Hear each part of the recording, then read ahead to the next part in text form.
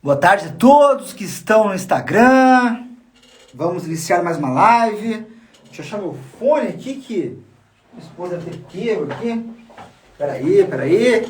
E nós já vamos iniciar. Nós estamos na semana pré-jornada das fundações, né? Uma semana anterior aí às nossas... A nossa jornada das fundações. Espera um pouquinho, quem sabe faz ao vivo, né? Vamos no improviso aqui, né?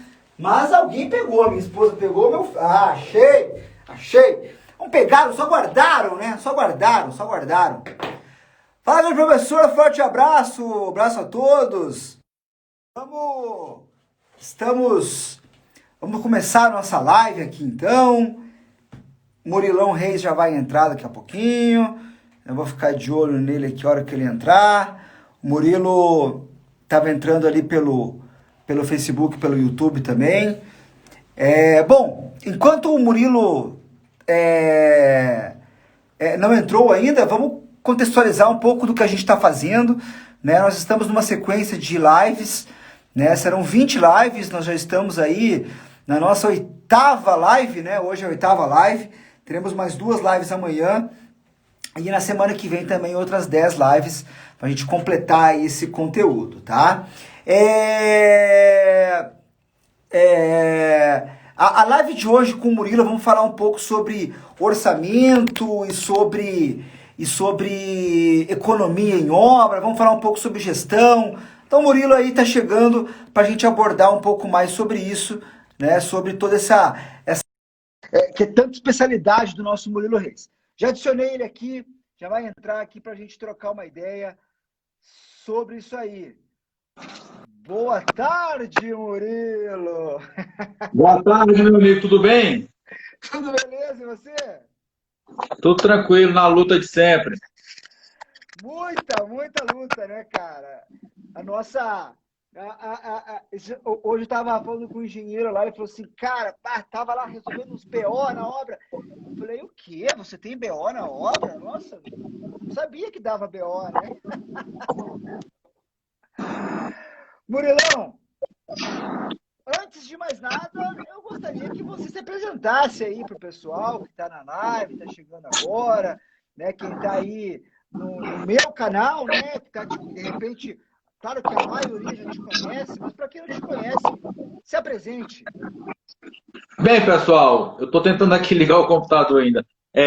Olha só, meu nome é Murilo Reis, tá? Eu moro aqui no Maranhão e atuo já há 17 anos como engenheiro civil, formado em 2003. E comecei minha carreira muito cedo, né? Desde o 4º período da faculdade, que eu já atuo em grandes construtoras. E assim que me formei, então, já engrenei em grandes construtoras, né?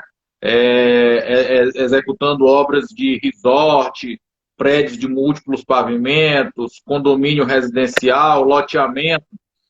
E também, ao mesmo tempo, comecei a dar aula desde cedo, sempre gostei de sala de aula, inicialmente na faculdade com matemática, física. Depois de 5 anos já atuando em construção civil, eu comecei a brincar de fazer concurso público, né? Eu falo que nunca foi para mim um objetivo, um plano A, mas em paralelo eu comecei a fazer concurso público, sempre deixando claro para o pessoal que eu nunca estudei para concurso público, eu sempre digo que eu estudei para a minha vida profissional, fiz muita pós-graduação, fiz mestrado, etc. e tal, porque eu sei que estabilidade não existe. Mesmo hoje, eu sendo um engenheiro concursado há 13 anos, eu sei que daqui a pouco o banco pode ser privatizado, que eu trabalho, e eu tenho que estar sempre com a minha empregabilidade, com toda a minha competência para atuar onde for. Então, eu sempre botei isso na cabeça. Então, eu comecei a brincar de fazer concurso público, enfim, passei um concurso, hoje eu sou engenheiro civil concursado há 13 anos, né, em um banco público, onde atuo nas áreas de orçamento de obras e de avaliação de imóveis. E também, continuando com a minha carreira como professor, dei aula durante muitos anos em faculdades de engenharia, hoje sou coordenador de pós-graduação, e tenho também alguns cursos online aí, enfim, ajudo o pessoal aí também, assim como você, né, em áreas que são dentro da engenharia, mas são áreas afins. Legal demais, Murilo. Você é um cara. Viu? Vamos ficar aqui só no Instagram, tá? Nem esquenta ali com a outra plataforma, o computador. Nem Eu esquenta. consegui acessar agora. Não, nem esquenta. Depois eu salvo a live ali por aquele espaço e fica tudo certo. Fica tranquilo.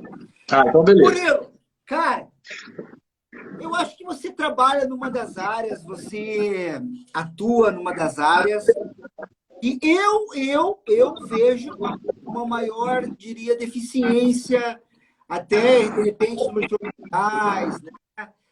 As pessoas têm realmente uma dificuldade um pouco grande aí para realmente entender um pouco mais sobre essa área de gestão, de orçamento, de economia, né? Como que é esse mercado? Como é que você vê esse mercado para quem quer trabalhar com orçamentos? Olha, Vinícius, eu de vez em quando falo no meu Instagram que muita gente acha que sabe fazer orçamento, né? Boa. E eu apanho feito cachorro de mendigo. Porque as pessoas acham que é muito simples, né? E realmente eu tenho um privilégio de poder trabalhar com matemática, ou com adição, subtração, multiplicação e divisão. Eu sou essas 4 operações. Nunca precisei fazer uma integral na vida, calcular um diagrama de momento, nada disso. Então eu tenho esse privilégio. Mas não é tão simples quanto as pessoas pensam. E quando eu convido o pessoal, por exemplo, para conhecer alguns vídeos meus no YouTube e tal, desafiando elas, dizendo o seguinte: olha, eu vou te mostrar que você acha que sabe orçamento. Quando eu começo a mostrar o tanto de coisas, tanto de detalhes que eu tenho que saber, né? Porque assim, a grande verdade é que a faculdade, ela te prepara, né? Eu sempre comparo com o seguinte: ela te ensina um oceano de conhecimento, só que com um palmo de profundidade. Então tu sai dali achando que a faculdade te preparou, mas ela, na verdade, não te preparou. Tu vai ter que pegar agora aquele oceano que tu aprendeu e transformar em pequenos lagos, onde esse lago tu vai ter que aprofundar. E aí, quando tu descobre essa quantidade de coisas, de detalhes que tem em fazer um orçamento de obras, né? Desde uma correta pesquisa de preço de material, desde como saber dimensionar corretamente o custo de mão de obra, até, por exemplo, questões muito mais específicas, como, por exemplo, como os impostos impactam no teu orçamento. São, assim, coisas que as pessoas, quando olham, meu Deus, eu nunca imaginei que era isso. E eu percebo, então, que realmente há uma deficiência muito grande, né? A gente, eu trabalho no banco e, às vezes, um determinado município quer fazer uma obra, ele passa lá um orçamento, a gente olha, assim, coisas, assim, erradas a nível infantil, sabe? E a gente manda voltar aquele negócio. E aí, às vezes, o banco que eu trabalho fica até com uma fama de burocrático. Pô, mas não aprova um orçamento mais claro, meu amigo. Olha aqui o tanto de absurdo que tem. Pois é, cara. E aí a mesma coisa se reflete, por exemplo, nas obras públicas, nas licitações, né? Então, eu pego assim, quando eu sou chamado para dar consultoria nessa área, já aconteceu de, por exemplo, eu estar numa licitação contra 18 empresas e conseguir desclassificar as 18, porque todas cometiam algum erro de orçamento, e erros bobos, simples. Então, assim, a grande questão é, eu falo muito que eu ajudo a pessoa a tirar essa venda, né, de autossuficiência. Achar que é simples, mas na verdade é até simples, mas tem muito detalhe, e nessa área específica o diabo mora nos detalhes. Murilo, eu consigo ver muito pelo meu caso, né, fundações, porque muitas vezes a gente consegue enxergar dentro de uma orçamentação, dentro de um processo de precificação, a gente consegue visualizar o básico, os custos básicos, entendeu? Lá o cara da mão de obra, o custo do equipamento, o consumo. Só que existe uma série de variáveis que não são, ou podem ser não controláveis ou até controláveis, né? Mas que o cara simplesmente não computa, né? Existem diversos erros que eu percebo na hora de trabalhar com custos em obras, diversos erros, que são básicos do que você falou agora, né? Deus está nos detalhes, né? Então, quando você erra um detalhe muito grande, cara, é o detalhe que faz você ter o resultado na obra e ter um prejuízo na obra. E quebraram uma obra. E eu falava isso agora na reunião de empresas de fundação. Eles falavam o seguinte, Vinícius, hoje eu estou em obras que, se eu errar o orçamento, eu quebro. Eu quebro. Olha o impacto. Não é brincadeira, não, cara. Não é brincar. Cara, é um impacto muito grande. Ô, Murilo, o teu som tá dando retorno aí. Tá alguma coisa ligada? Não, eu tô achando o teu falhando um pouquinho, mas tá dando para ouvir. Tá, qualquer coisa eu coloco o fone aqui, a gente já testa de novo. Mas então é isso, existem muitos erros que ficam ocultos que as pessoas realmente não conseguem visualizar, né? E sabe qual é o maior de todos, Vinícius? Que às vezes as pessoas aprendem na faculdade a usar essas tabelas prontas, né? TCPO, SINAP, etc. e tal. E claro que elas ajudam em muitos casos, né? Mas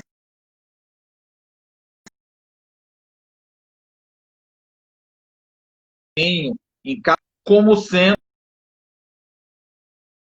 as tabelas, né, algo que eu posso usar em toda e qualquer obra, a mesma composição. Então é por isso que é necessário que a gente adapte sempre as composições, os orçamentos para cada especificidade de obra e cada localização, inclusive, né? Fazer a mesma fundação aqui no Maranhão ou aí no Paraná, com certeza tem grandes diferenças. Existe até uma... Ficou melhor o meu som aqui agora? Você acha que ficou bom? Então eu volto para o fone ali. Tá melhor. Tá.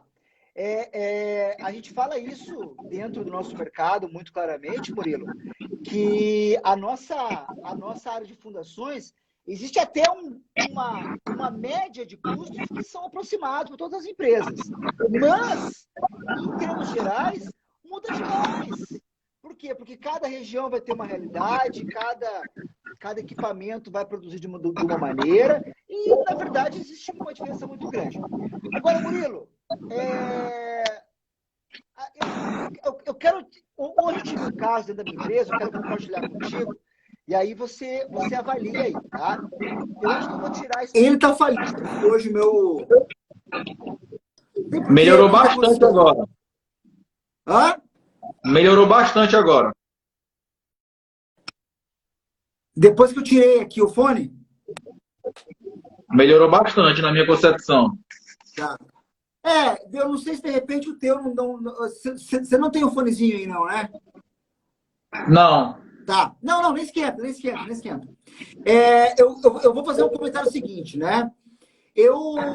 Chega muitos momentos para mim que eu tenho o seguinte, eu tenho que ou orçar uma obra, né, com uma planilha já pronta, ou então fazer uma proposta técnica.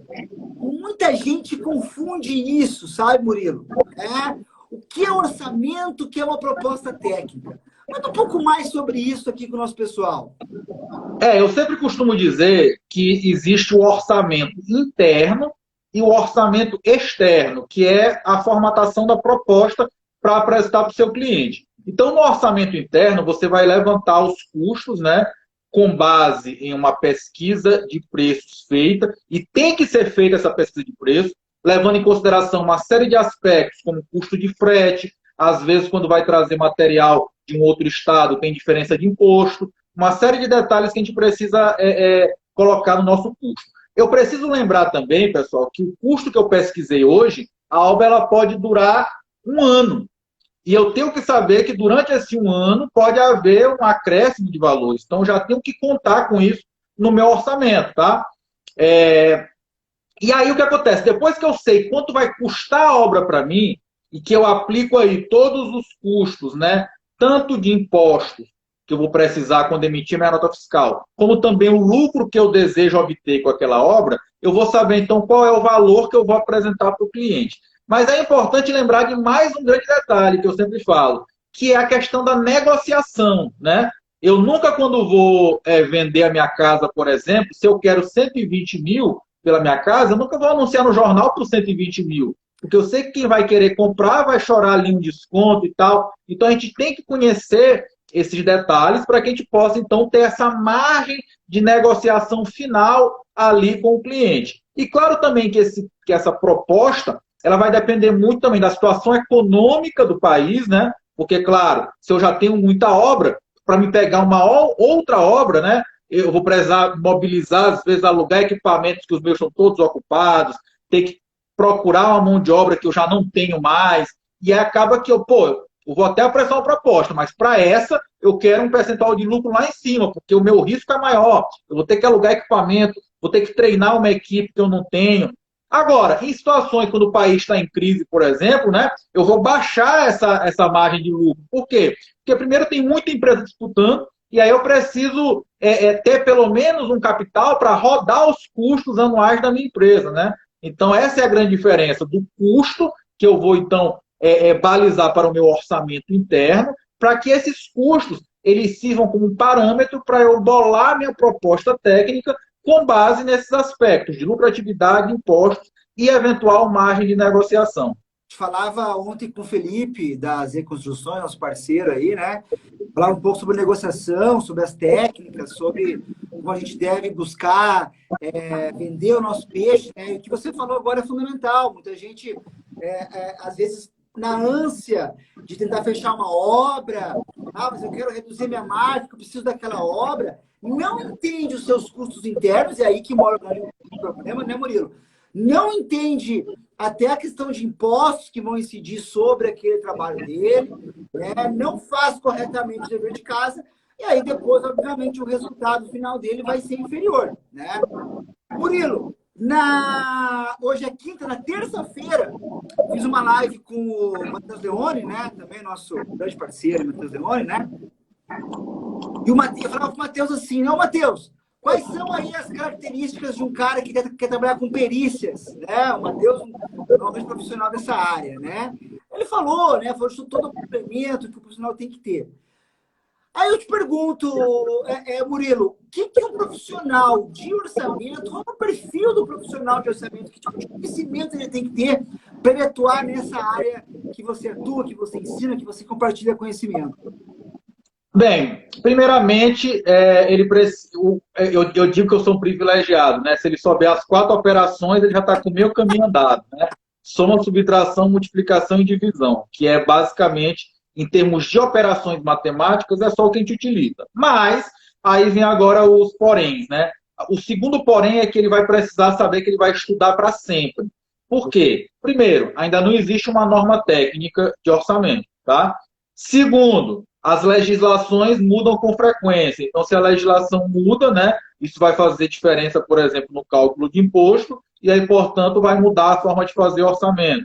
Terceiro, ele vai ter que entender que existe diferença entre orçamento de obra pública e privada. E por isso ele vai ter que procurar saber também sobre decisões de tribunais a respeito de como elaborar orçamento, o que é aceitável, o que não é. Então, voltando mais para a questão até do direito, vai precisar estudar um pouquinho aí de direito por conta disso. E outra coisa também que ele vai ter que ter é proatividade, né? Por quê? Porque uma grande questão que se coloca é que muita gente acha que orçamento eu faço aqui dentro do meu escritório, né? De uma obra, posso fazer até de outro estado. E isso é um dos maiores enganos que pode acontecer. Se eu não visitar o local da obra, né? Para poder saber, por exemplo, as vias de acesso, para eu saber, por exemplo, se na região tem disponibilidade de insumos e de mão de obra, que às vezes eu já fui executar obra em local mais inóspito, que até para encontrar mão de obra é complicada, uma mão de obra treinada específica para a construção civil.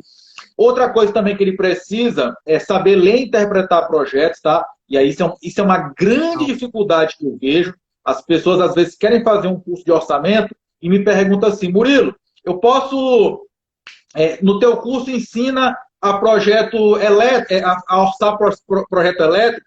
Eu digo, olha, orçamento, todo e qualquer tipo de obra, a metodologia é igual. O que vai mudar é ler, interpretar projetos e levantar os quantitativos. Então, se você souber ler os projetos, se você souber levantar os quantitativos, você faz qualquer tipo de orçamento conhecendo a metodologia. E aí vem uma outra questão muito importante sobre essa questão da proatividade, é que, além dele visitar o local da obra, ele precisa também saber que o orçamentista ele tem que conhecer um pouco da gestão da empresa que vai executar a obra. Porque é a mesma coisa, se eu não souber, por exemplo, qual é a estrutura que a empresa utiliza como administração local da obra, tem empresas que têm uma estrutura maior e esses custos precisam ser computados. Eu preciso saber quais são os tributos que a empresa paga, né? Quando é muito nota fiscal. E em muitos casos isso varia de acordo com o próprio faturamento da empresa. Então o orçamentista ele vai trabalhar nesse meio, entre obra e empresa. Não, como tem que ser se era lucro real, presumido, vai mudar a tributação, né? Ou simples nacional. Simples nacional, perfeito. Ô, Murilo, mas me chamou a atenção a primeira coisa que você falou, Murilo. Não que as outras não tenham, né? Mas você falou que não tem ainda uma norma técnica nacional, né? Você acha que há uma tendência de acontecer uma normatização ou não há nenhum movimento nesse sentido? Já se tentou, só que quando sentou lá um grupo, né, entre entidades que atuam na fiscalização, entidades que atuam na execução de obras, não se chegou a um entendimento. Então, hoje, existe esse gap aí, né, de uma norma técnica que defina alguns pontos. Então, assim, hoje, por exemplo, para o orçamento de obra privada, ele é até muito mais flexível, né, porque, exatamente por não ter uma norma, é claro que a empresa ela tem uma liberdade maior. Mas isso, é claro que se ele conhecer uma metodologia adequada para fazer o orçamento, a chance dele errar é menor. Agora, no caso de obra pública, é pior ainda. Por quê? Porque como não tem uma norma técnica, né, muitas das coisas que são decididas, o que pode, o que não pode, são com base em decisões judiciais. Então, por isso que eu disse que o orçamentista de obra pública ele vai ter que estar sempre ali pesquisando sobre direitos, decisões judiciais, para ele saber fazer da forma correta. São chamados acórdãos dos tribunais de contas. E legal, legal. Murilo, olha só. Eu, dentro da minha empresa, eu não tenho o papel do engenheiro orçamentista, não tenho. Eu trabalho com fundações, a gente tem posições de custos, né? Cada obra a gente vai avaliar ela ali, mas eu não tenho esse profissional.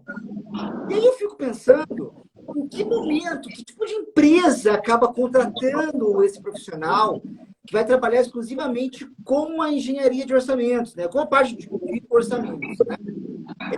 Assim, em que momento você fala assim, não, agora eu preciso de um cara para orçar as minhas obras?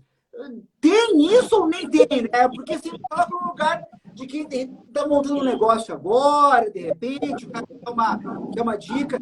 Em que momento ele vai contratar ou não um profissional dessa área? Bem, eu acho que a empresa ela percebe isso em dois momentos. O primeiro momento é quando ela começar a apresentar muitas propostas e não fechar nenhum contrato. Então ela percebe, olha, eu estou errando aqui em alguma coisa. Os meus custos estão ficando muito mais altos. O que está acontecendo? Esse é um primeiro ponto. Ou o segundo ponto, que aí talvez seja até pior ainda, é quando ela começar a perceber que ela está levando ferro nas obras. Ela está passando orçamento e não está obtendo o lucro que ela estava almejando. Em alguns casos, ela pode até mesmo ter prejuízo, e como tu falaste, pode até mesmo falir a empresa.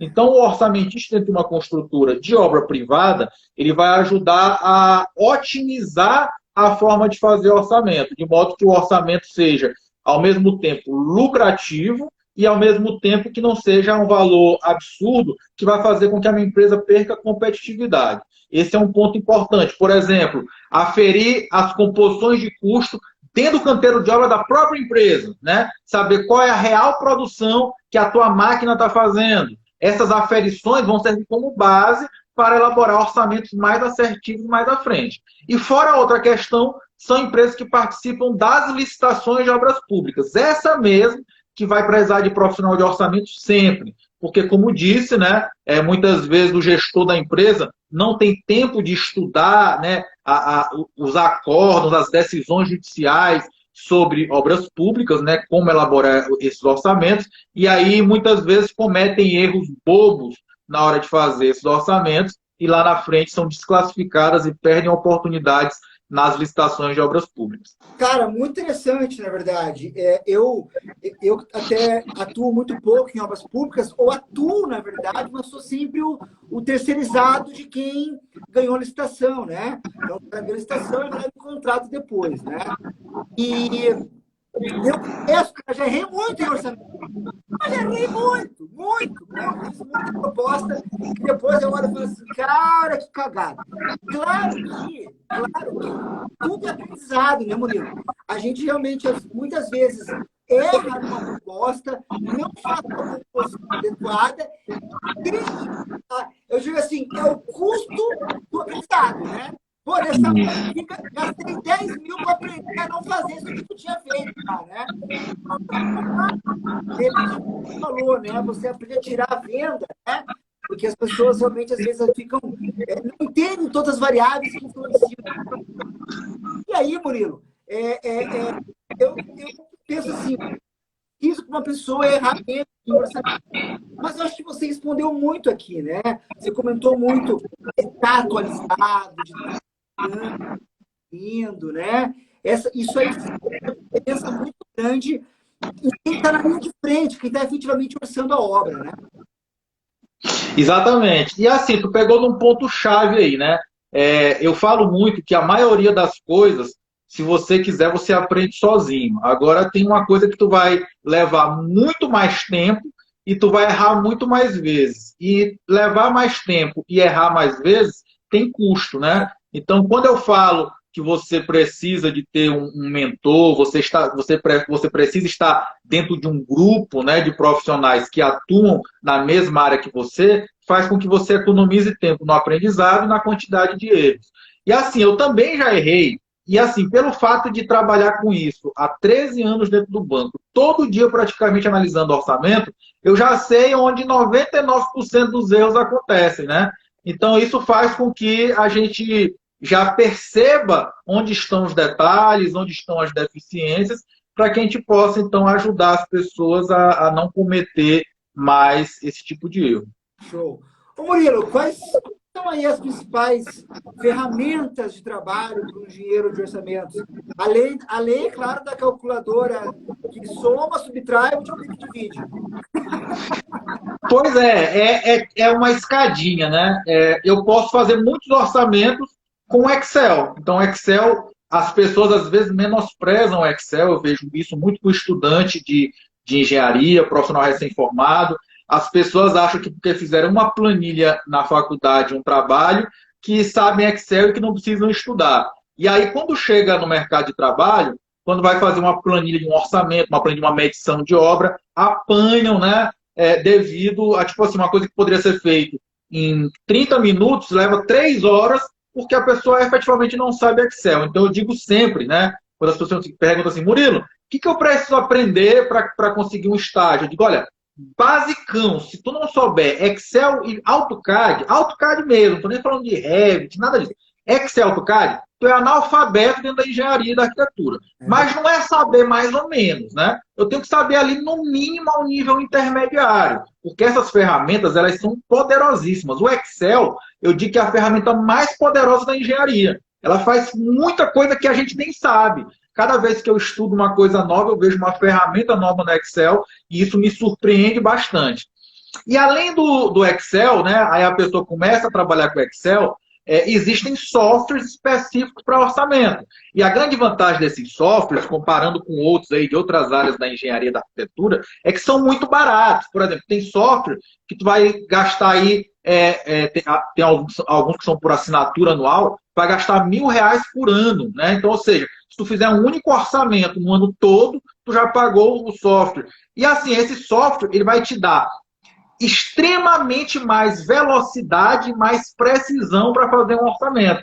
Então, às vezes, também, Vinícius, eu percebo que as pessoas querem economizar no grão de arroz e acabam perdendo a refeição completa, porque perde um tempo absurdo para economizar R$ 1.000 por ano e no tempo que ela está gastando 10 horas para fazer um orçamento e ela fizesse apenas em 1 hora, ela poderia estar ali prospectando mais serviço, uma série de coisas. Então, quando eu mostro isso para as pessoas, né, esses softwares, as pessoas que trabalham com orçamento ficam maravilhadas, porque economiza um tempo do caramba.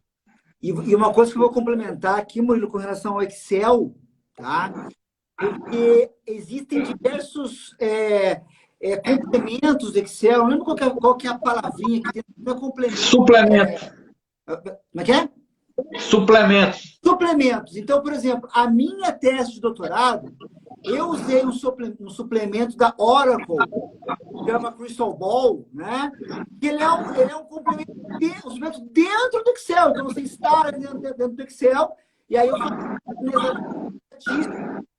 dentro do Excel. Então, assim, além de tudo, dessa funcionalidade enorme que existe dentro, ainda você pode instalar aqui, potencializa aí a sua capacidade, otimiza o seu tempo, como tu comentaste agora. Né?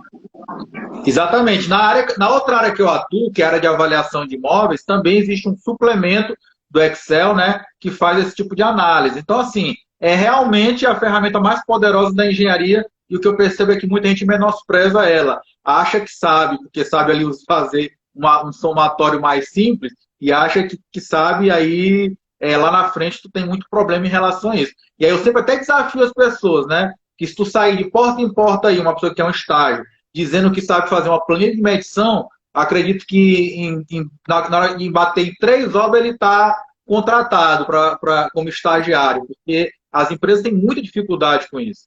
Tem. Ô, Murilo, eu tenho feito um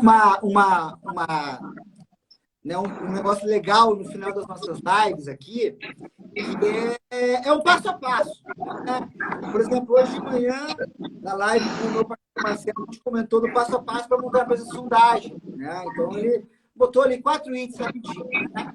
E aí eu quero perguntar para você, imagina que o cara está assistindo aqui, tem intenção de trabalhar com essa área, viu que sabe, é uma área interessante, é uma perspectiva. Olha aí o passo a passo. É uma receita de bolo, claro, né? Bem, o passo a passo para poder a pessoa começar nessa área de orçamentação, primeiro, eu acho muito importante que ela busque entrar dentro de obra, tá? Eu acho que ela será um melhor orçamentista se tiver alguma experiência de obra, seja de estágio, seja de trabalho. Por quê? Porque quando eu estou elaborando um orçamento, né, eu preciso conseguir imaginar a sequência executiva da obra, todos os serviços, e é claro que isso é muito mais fácil se eu já estive lá dentro. Eu costumo comparar que, apesar de você não gostar de obra, é como se fosse a residência médica, né? Tu vai ter que ali no pronto-socorro costurar umas pessoas, o engenheiro vai ter que meter o pé no barro. Isso não quer dizer que se eu não tiver experiência de obra, eu não consiga fazer o orçamento, porque a metodologia de fazer o orçamento permite que você consiga seguir os passos, né, na elaboração. Mas aí eu tenho que ter uma outra coisa que é a humildade. Porque mesmo eu com 17 anos de formado, talvez se chegar aqui para mim um orçamento de uma obra de um porto, eu não tenha total condição de fazer isso sozinho. Por quê? Porque eu nunca executei uma obra portuária. Então talvez eu chamasse um colega para sentar aqui do meu lado e ele me ajudasse a ler os projetos, porque ele vai conseguir enxergar muito mais detalhes do que eu. Então, eu sei fazer o orçamento, eu sei compor o custo, mas eu preciso de uma pessoa ali que tenha essa visão crítica que eu, por não ter conhecimento naquele tipo de obra específica, não tenho. Então, a humildade é um outro fator principal. O terceiro ponto é, como eu disse, é começar a buscar livros, tem muito livro gratuito até na internet, não estou falando de pirateado, não. Estou falando que tem muitos guias passo a passo, né? Que são verdadeiros materiais completos na internet. Então, basta saber vasculhar. Tem muito conteúdo também na internet gratuito de qualidade, mas também tem muito sem qualidade. Então, você tem que saber filtrar para ela entrar nesse mercado. Então, basicamente é isso, né? Experiência de obra, humildade e buscar o conhecimento. São os 3 passos para se tornar um orçamentista. Sensacional, Murilo. Fico muito contente com isso. Eu acho que você explora muito bem essa questão pessoal, né, de tornar a persona ali que vai tornar o profissional de sucesso, né? E com razão, concordo contigo. Quantas vezes a gente está buscando outras referências, né, por entender que, cara, se a gente fizer sozinho, realmente pode, a gente pode falhar, a gente pode acabar errando, né? Então você tem toda a razão mesmo. E, claro, seguir o Murilo, né? Segue o Murilo Reis, né? Quando o cara fala assim, isso que faz orçamento. Aqui, ó, Murilo Reis é o cara. Meu querido, quero te agradecer por essa live. Ela é minha, meia minha. Passo ela ali no intervalo, como se fosse o cara do almoço ali para poder assistir a live. Eu quero convidar todos também para a jornada das fundações, semana do dia 1º de fevereiro. Murilo, deixa eu passar aberto aí para fazer a sua. Bem, eu que agradeço aí o convite, né, Vinícius? Saiba que sempre que precisar, estamos aí à disposição. Para mim é um prazer, uma honra participar aqui com você, né, nesse bate-papo. Tenho certeza que agregou muito para as pessoas, né? Já começou ali a tirar uma partezinha da venda e fico feliz aí em poder contribuir. No que precisar, estamos à disposição. E aproveito também para reforçar o convite aí. Se tiver seguidores meus aqui, sigam o Vinícius aí e participe dessa jornada das fundações aí, que tenho certeza que também vai agregar profissionalmente. Porque o Vinícius tem uma grande vantagem, que eu acho que no mundo de hoje a gente precisa sempre pesar na hora de buscar o conhecimento.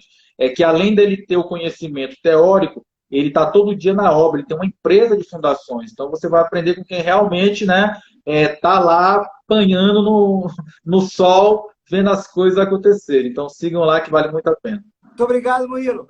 Amanhã de manhã, 7h27, nós vamos falar com o Guilherme, com o Renato, sobre armaduras em estacas. Um ponto bem legal, Murilo, porque ainda mais hoje, né, com essa nossa alta abertura do aço, né, a gente tratar de armaduras é um ponto bem impactante aí. E à tarde vamos ter uma live muito legal também com o Geronivaldo, vamos falar de fundações e estruturas em Balneário Camboriú, Murilo. Pô, lá é show de bola, né, cara, pra gente falar disso, né? Quando eu me aposentar, eu quero morar lá. Porra, eu também, cara. Esses atrás o cara mandou numa caixinha lá, quero trabalhar em Balneário. Eu falei, quem não quer? Também quero, velho. Murilo, muito obrigado. Pessoal, muito obrigado a todos e até amanhã às 7h27. Valeu! Valeu!